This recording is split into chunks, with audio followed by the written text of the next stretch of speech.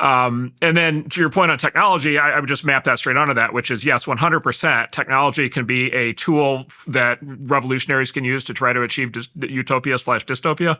And for sure, the Chinese Communist Party is trying to do that. And there are forces, by the way, in the US that also for sure want to do that. But technology is also perfectly compatible with the constrained vision and change on the margin and improvement on the margin, which is where I am. I think that is 100% a human issue and a social and political issue, not a technological issue, right? Right. Yes, exactly. Right. So this is sort of a little bit of the running joke right now in the AI alignment. There's this classic. There's a super genius of AI alignment. This guy Rocco, who's famous for this thing called Rocco's basilisk in AI alignment.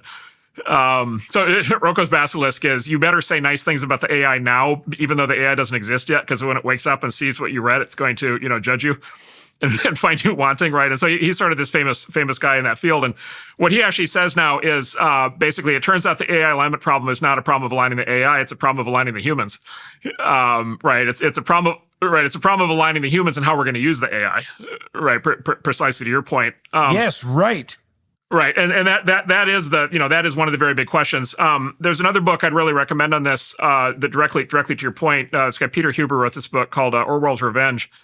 And famously in 1984, as you mentioned, there's this concept of the telescreen, which is basically the one-way propaganda broadcast device that goes into everybody's house from the government, top down, and then has cameras in it, so the government can observe everything that the citizens do, and that is what happens in these totalitarian societies. They implement systems like that.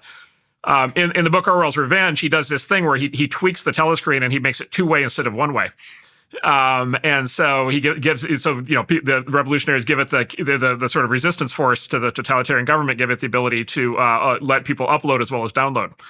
And so all of a sudden people can actually express themselves, they can express their views, they can organize, and of course then based on that, they can then use that technology to basically rise up against the totalitarian government and achieve a better society.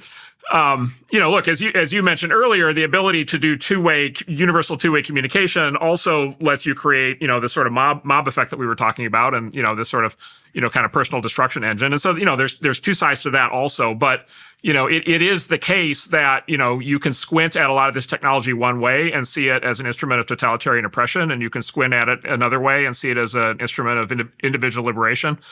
I think, look, for sure, there are a lot of, how you design the technology matters a lot, but I at least believe the big picture questions are all the human questions and the social and political questions, and they need to be confronted directly as such.